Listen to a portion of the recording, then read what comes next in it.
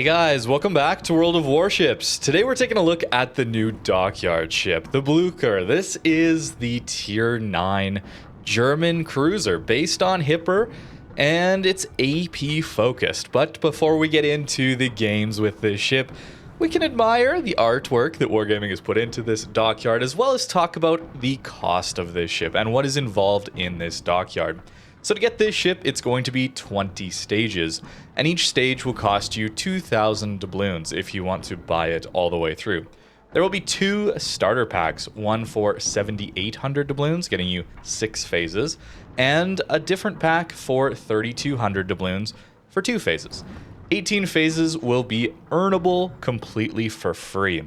And what that means is 3,200 doubloons is the minimum buy-in to get this ship. That is an early access price though. They're feeding off FOMO, of course. You can only actually get that early pack for 3,200 doubloons in the first portion of this Dockyard. Sorry, I said battle pass there. It's basically a battle pass, right? They double up like this. After you're finished building this ship, each additional phase that you've bought or received will give you 250 steel. This Dockyard also comes with a mid-tier premium that you can earn completely for free. At Phase 8, you'll get yourself the Tier 7 cruiser Gambia. Haven't played that one yet, we'll take a look at it soon, I'm sure, but it's nice to see a mid-tier premium here, proper mid-tier premium at Tier 7. And I think that's about it for this Dockyard. Just keep in mind, as a recommendation from myself, it's 4,000 doubloons to buy it outright at the end versus 3,200 doubloons. There is a small savings there for getting it early, but I just generally believe the peace of mind of not buying in early, causing yourself that stress towards the end of this Dockyard, feeling like you're already bought in, sunk cost and all that. I don't think that's worth paying 3,200 doubloons for, getting you 800 doubloon discount. I personally would just wait, and then if you manage to finish the Dockyard, just pay the 4,000 doubloons if you want the ship and be done with it. In fact, I am actually practicing that own advice. In World of Warships Legends, they have a campaign going on for the Vampire 2, I believe, and I'm not buying it until I know I've finished all the missions, and then I can decide if I want it. And I think that's really important to talk about because they really want you to get in on these early access things. And let's be honest, life is pretty complicated and random things can come up and you may not have time towards the end of this Dockyard. And I wouldn't want to see you feel like you're already sunk the cost and then you don't end up getting the ship. But with that said and all these beautiful visuals seen, let's talk about the performance of this ship, which is surprisingly mediocre, to be honest with you. But let's compare this to the Hipper. Of course, we have plenty of German cruisers that are very similar to this ship already in the game. This being at Tier 9, we would expect it to gain quite a lot, honestly, relative to a Hipper, since Hipper is not the best Tier 8 cruiser these days. Also get a Prinz Eugen, we have the Roon as the Tech Tree Tier 9 counterpart, as well as the Kozma Minin. You guys remember that one? That's the Donskoy hull with Hipper guns on it, and that one gets a massive 12-kilometer radar. So this ship has some competition, let's just say. And the gimmick they wanted to go with this ship is to give it better AP. Improved AP ricochet angles is included here, as well as higher AP alpha damage. So you really should be playing this ship trying to flank, trying to find broadsides, and using your armor piercing to do most of your damage. Because this has some of the worst HE DPM of all the Tier 9 cruisers. It's tough. It's really not meant to be an HE spammer, which is totally fine. That is not a problem. The problem is that these guns are not always going to give you the best results with this armor piercing. When they hit, those citadels are quite juicy, but we have a relatively long reload at 12 seconds right now, as well as this ship's going to get nerfed, actually. What you're seeing in this video is not the finalized form of this ship. I was playing it when it had Des Moines ricochet angles on its AP, and it was pretty good because of that. You're going to see that throughout this game, that this AP hits really hard and is quite consistent against even pretty well angled ships. They're nerfing it though down to Stalingrad pen angles, so it's going from a 60 to 67.5 degree guaranteed ricochet angle now down to 55 degrees starting point and then a 65 degree end point. And that sounds relatively minor, and it is, But there's a reason that Des Moines AP is so good and so consistent, especially at these mid and closer ranges, where a lot of other cruisers just can't shoot as much armor piercing. So unfortunately, this ship will be getting nerfed, and I don't think it needs it, to be honest with you. I had a good time playing this ship so far. I've only played a couple of games, but I had a really overall positive experience. This is a ship that I've been wanting in the game for quite some time. In fact, ever since the Hindenburg line was released years ago now, and they decided to buff it a little while after release, and I wanted it to be more AP focused. And they went a different route. They decided to give it quarter pen HE so that it would just be an HE spammer from range. Fine.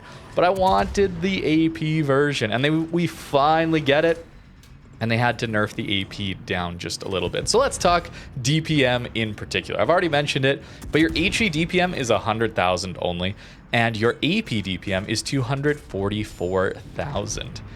That's pretty rough, considering Hipper has 114,000 HE DPM and 269,000 AP DPM. You have worse DPM than a Hipper. Yeah, that is tough to deal with. Fortunately, you do have better dispersion. You'll notice throughout this video that this ship has destroyer level dispersion. It didn't always feel like it, to be honest with you, but looking in the back end here on these like a shiptool.st website that gives us some extra information, it does appear to have that destroyer dispersion, much like a Tulsa, for example. That was a really nice buff we saw recently. Incheon also gets this dispersion, and that does add to its consistency. This one, though, does not have those pen angles, as already mentioned. And then it gets a little more unfortunate when we compare it to its same tier counterparts. Roon has 128,000 HE DPM and 303,000 AP DPM. Roon is maybe not known as the best tier 9 cruiser either these days, and yet it still massively out DPMs this ship. Kozma Minin also similar AP and HE DPM to the Roon. And that ship also retains the very nice range on this ship, which is good. 18.5 kilometers of range is quite comfortable. As we know, tier 9 is not the best tier these days when it comes to up tiers, right? Getting into those super ship games can be rough. The games I have to show for you, I got very lucky to face my own tier or lower, and this ship felt quite good in those scenarios. But I imagine, and it doesn't take much imagining to deal with those super ships, this is going to be a very tricky ship to play indeed. You do at least get a lot of healing, 4 heals base, and you can bump that up to 5 with Superintendent. That is really quite valuable. Unfortunately, your armor is still Hipper armor, which means you have 27 millimeters of armor everywhere. That's very easily overmatched at this point, at this tier. That is nothing special. In fact, it is probably a downside. A lot of heavier cruisers are already getting 30 millimeters of armor or more. Something like the Kozma Minin, to go back to that ship, Donskoy hull gets a 30 millimeter deck armor, which is still not great these days, right? There's a lot of 457, there's a lot of 30 mil overmatch, but it does help against those 406 mil battleships, and this ship will have to deal with overmatch compared to those ones. This ship also does not have the most HP. It is pretty similar to Hipper yet again. In fact, just a little bit more than Hipper, around that level of Prince Eugen. Perhaps the better comparison is to a Prince Eugen, since that ship is a tier 8 that does also get a heal. Just a tier lower, and it does fortunately have a little bit more DPM than that one. As for the detection, exactly the same as a Hipper. You're slightly faster, 32.8 knots, but that's not really the key to the maneuverability and speed here. This ship has an engine boost of 15%. It lasts quite a long time, especially if you take the special module, and that gave me a lot of confidence to do some speed juking. In this game, we're playing more of a standard build, but the next one I'm going to show you is the full lighthouse build. I found it was lacking a little bit of damage, a little DPM, so I wanted to do a lighthouse build, and that one went rather well. I also want to note this ship has 33% Citadel repair, and that's similar to Roon, Prince Eugen, Kozma Minin, but it is worth noting that it's not a 10% Citadel repair, it is 33%. So you get a little bit more back in those situations. It's still going to hurt you quite a lot though. Another small benefit that the Blucher here gets is your shell velocity. You have a little bit better shell flight times out to range. So at 15 kilometers, you have an 8.2 second travel time relative to Hipper and Roon, Prinz Eugen, Kozma Minin, all the same at 8.6 seconds. 0.4 second lead time extra at 15 kilometers is not much, to be honest with you. We're getting down to the nitty gritty here, trying to find the differences. The torpedoes, though, is a difference. They actually go 8 kilometers, which is very, very nice for situations like this one where we're getting into a cyclone. They also do not quite have the same speed, unfortunately, but still 60 knots versus 64, pretty similar speed. And the reload is also just a little bit longer. It's 80 seconds instead of the 68 seconds we see on Hipper. The layout's the same. You get 4 launchers of 3 torps each, is how that's probably said. And it's 13,700 alpha, so the exact same as Hipper. They just go a kilometer further, 2 kilometers further, 8 kilometer torps, not 6. And otherwise, they're pretty much the same. A little bit longer reload. 9k alpha damage. Here we don't need those improved pen angles, and it's really, really nice to have this extra damage, this extra alpha damage and better accuracy. 10,000 damage, that's what we need to see out of a ship like this that lacks some DPM, needs to make up for that inconsistent alpha damage when you do finally catch someone. This speed boost, of course, also coming in very handy to let me greed out a few shots there, reverse out, broadside on, and still manage to make it work. We hit the torpedo on the Jean Bart. I don't think a 6 kilometer torp would have reached there, so we will gladly take that. I should also mention with this AP, you get slightly shorter fuses. A standard fuse that we see in Hipper and all these other ships I've been talking about is 0.033 seconds, and Blucher gets 0.025 second fuse times. So slightly short fuses, nowhere near short enough though to get AP full pens on destroyers, for example. And it's really just going to help you into those light cruisers. The really narrow ones that can sometimes do that broadside tech, you won't have to worry about that quite as much. It does get better AP pen as well. At 15 kilometers, we have 214 millimeters of AP pen, where Hipper and all the rest have 176 millimeters. So that is quite an improvement. So you should notice a few less shatters on battleships, their belt to armor, for example. You should at least at medium ranges be able to pen through that. You won't be citadeling battleships, of course, but it should at least get you a few more full pens. At this point, we've already got quite a bit of damage here, 200,000 damage in this one. Again, very positive, very good matchmaker for us. But we're pushing in, we're brawling it out a little bit with 27 mil armor everywhere. That is a little bit scary, I'm not gonna lie, but the ship does really, really well at close range. Yes, the shell velocity, the accuracy does help you at range. I really would just want to get this ship at medium to close range with this AP and just smash some broadsides. That's where it feels really, really consistent. Out to longer ranges, it can do fine, but that's a little bit more boring to me. So 4 kills there now. We got the Hipper and pushing around this island, and I don't think I quite managed to get the Iwami here. Torpedo angles are actually pretty good here. Nothing too surprising though. 33 degrees forward and 38 degrees backwards lets you stay relatively well angled. If you've played Hipper, you already know that. Unfortunately, also if you've played Hipper, you probably know these firing angles are not the best. 35 degrees forward and 35 degrees backwards. That means you're not even at a good auto bounce angle when you're shooting all of your guns. So 27 millimeters of armor, gonna auto bounce. You won't get overmatched by 380 millimeter guns and below. So if you fight like a Jean Bart, for example, or some of the, well, I was gonna say Italian battleships, but they'll just fire sap at you. There are some ships you can auto bounce, but to fire all your guns, you're opening yourself up to taking much, much more damage. Although, to be honest with you, that's not exactly unique to Blucher. That is also Hipper, Roon, Prinz Eugen, all these German cruisers. But not for Kozma Minin, that Russian Tier 9 Donskoy hull with Hipper guns. That one gets 30 degrees forward and 27 degrees backward firing angles. Very comfortable. It also has much, much better armor than we do here. So a little bit unfortunate comparison there. We do get the improved accuracy though, so into destroyers, yes, the HE won't have the best DPM, but we talk about effective DPM or hitting DPM with secondary battleships all the time. Accuracy does matter. And that is a key point in Blucher's favor, where you're going to get more consistently more shells hitting. 5 out of 8 hits there on the Kitakazi at 10 kilometers.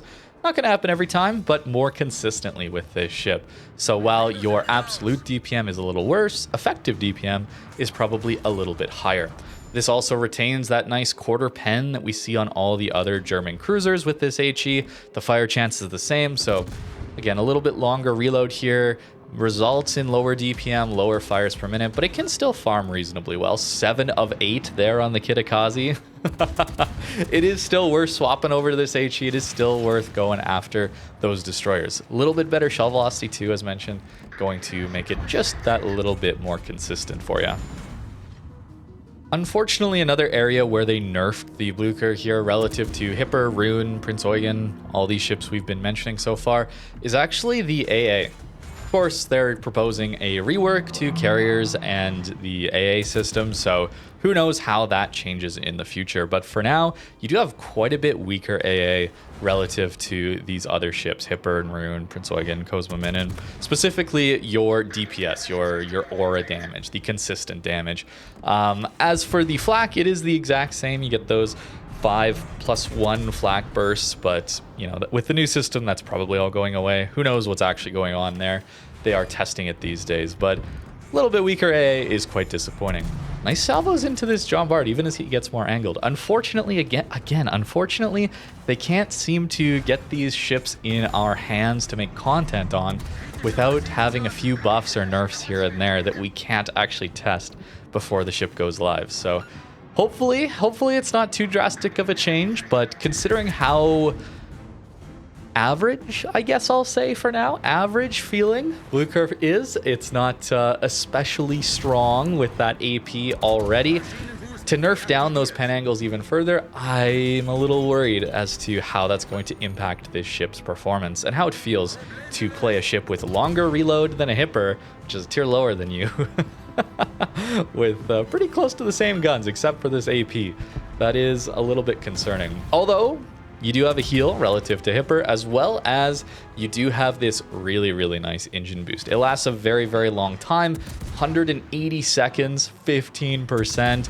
That's where we're seeing really nice maneuverability. Also, yes, definitely running a lighthouse in this one, so you see that rudder just flying back and forth across the screen, allowing us to dodge quite easily. You will need to be dodging, again, thanks to that relatively poor armor on this ship too.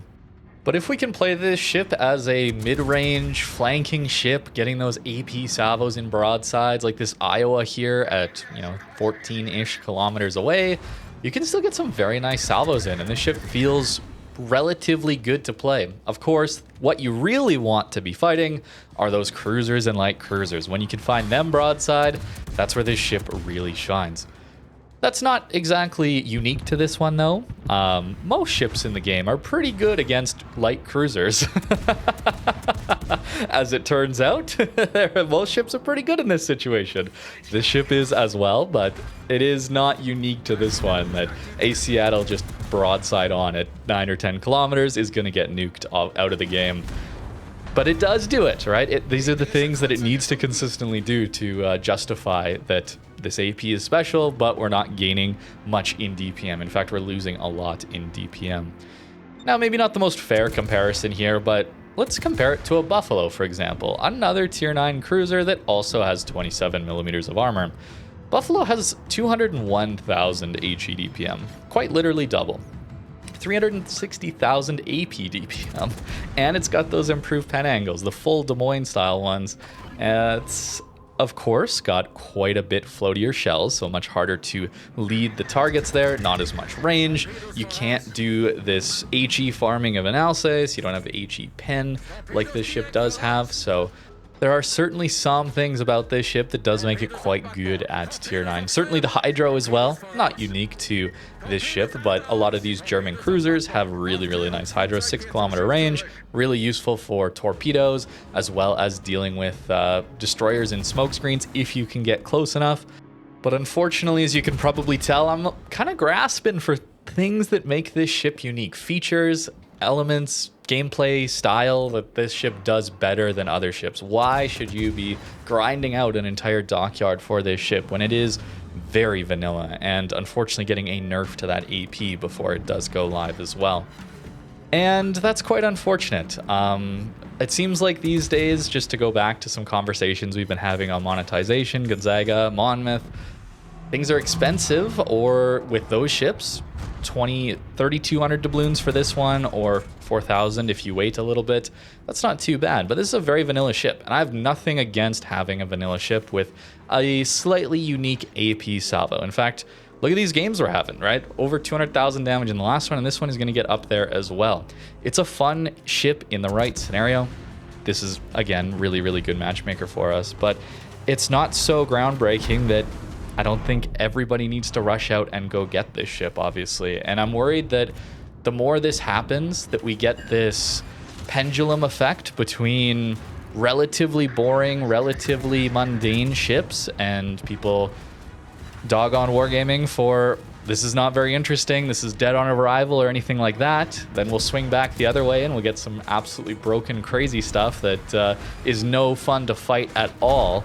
It seems like we're missing a bit of the middle ground, although maybe I'm wrong. Perhaps this is the nice middle ground. Maybe this is the good sweet spot, and I'm overthinking things. You can let me know in the comments down below. But for now, this really is just a Hipper or even a Prinz Eugen at a higher tier with some slightly tweaked AP shells and an engine boost, which is interesting, but at tier 9, we probably have some of the worst matchmaker possible. It's really tier 8 or tier 9, but probably give the edge to tier 9 considering how much stronger those super ships really are compared to tier 9. Tier 8 to tier 10 is bad, but tier 9 to super ships is really tough these days. And back in port here, we're going to go over the armor as well as talk a little bit about the camo, or relatively lack of camo. I know that there's going to be a special one coming with the Dockyard. It's like the From the Depths one, like the Bismarck one has. It's not to everyone's taste, I guess we'll say. Of course, camos are subjective, but look at this, a two-tone camo, eh? Not a single color, right? Right? No, actually, I've been baiting you a little bit. I actually don't have the camo on it right now. If you put the camo on, you do get a single tone. You take it off, you get a two-tone. At least it's an option, but I don't know what's up with wargaming and these single monocolor camos that are... I don't get it, man. What happened to the fun camos we used to have? I don't know. Maybe the other one, right? No, it's just all black now. Even this icon here shows like it's two-tone, right? Like there's little bits of darker gray with the light gray. Nope. At least maybe well, actually maybe this is a little... Okay, maybe I'm wrong. It's hard to tell actually. Maybe there is a slight difference there. But this is much more obviously two-tone, right? I don't know. Maybe I'm nitpicking too much with this video. Too many little details trying to call out the changes here, as this is... It's hard to find the differences here, but this is your armor profile for a tier 9. Pretty rough, I would say. 27. That is not great armor. As for your citadel, it is at least protected by this whole turtlebacky thing that we see here. 30 millimeters of armor. You're also going to notice the angle here is actually quite good, so that will actually help you out. The citadel also is quite low in the water at the waterline. And comparing that to Hipper for a second, we can see that Hipper's is a little bit further above water, I think, as well as not quite as angled. So the turtleback is not as effective here thanks to this angle.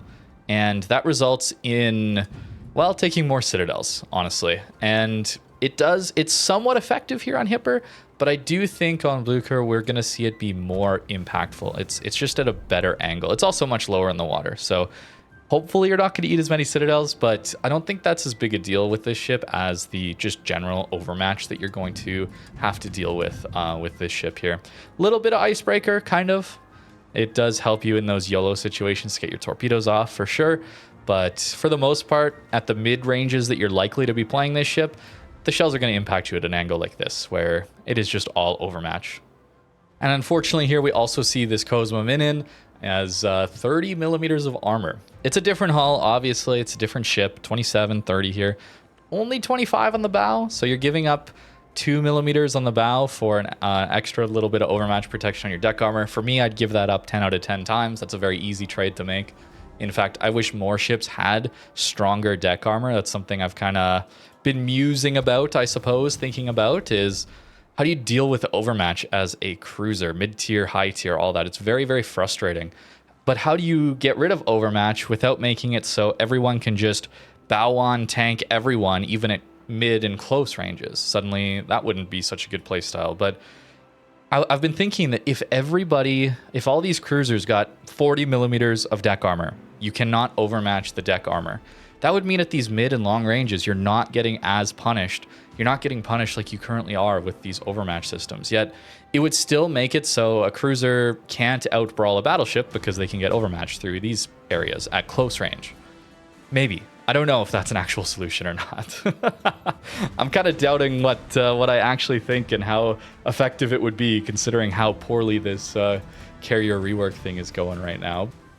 Should also talk about the builds for you guys. Bit of a standard equipment loadout here. If you can, I do think these engine boost mods are going to be very, very useful. That's a lot of uptime. The cooldown is relatively quick as well, so it allows you to keep moving at fast speed as well as having that improved acceleration. It's really, really useful. In fact, you could even experiment if you don't want to go the full lighthouse build with steering gears instead of prop here, and then use this essentially as your prop mod when it's needed. And that gets you down to 6.6 second rudder, which is very, very good. If you're thinking about the lighthouse build, really what I did was just swap conceal for steering gears. That gets us 5 seconds, which is pretty fun, but more complicated to play, certainly, especially into those higher tiers. Now, we do only have a 19-point commander to play with here as just a test boat or whatever, the early access I get as a CC. Really unfortunate because I think for a tier 9 premium cruiser like this, we're going to see most people just pull a 21-point commander over. So I wasn't actually able to run even the full recommended build that they want to. But what I actually really liked running in this ship was actually trying the outnumbered. You saw it proc in that first game and the second game. It was really nice to have that extra bit of accuracy. It felt really good then. I could pinpoint exact portions of the ship, upper belts, get upwards of 10,000 damage, every shell impacting where I wanted it to. And that felt really, really good, even into some slightly angled ships. Although, again, I had the Des Moines-style pen angles, which are going to be nerfed down to Stalingrad, which are still improved, but not quite as good. And if you're wondering for that lighthouse build, this is what I was running. It's not exactly what I would run. Again, I'm missing some points here, but this is what I was running in that second game. And it was pretty fun to use either one of those builds with when you can find the AP, when you can find those angles on people and you can get their broadsides. It's really nice. Didn't run into too many cruisers, light cruisers, heavy cruisers, but this ship will absolutely annihilate them when they go broadside especially. But even when they're slightly angled, the ship should do really, really well. Although I guess I didn't talk about the elephant in the room here, where this is tier 9, and there's also another tier 9 cruiser out right now for experimental ships that just happens to also have improved pen angles on its burst AP that also overmatches everywhere. Also gets much more healing and much better armor. Yeah, good luck, everybody. But that's going to do it for today's video on the Blucher. I will definitely be looking at a few more of these new ships. We got that new Italian tier 10 destroyer that's spams out an insane number of shells. Also, the mid-tier premium from this dockyard. We've got some fun things to take a look at. So expect those in the following few days. But for now, thank you very much for watching and have a great rest of your day.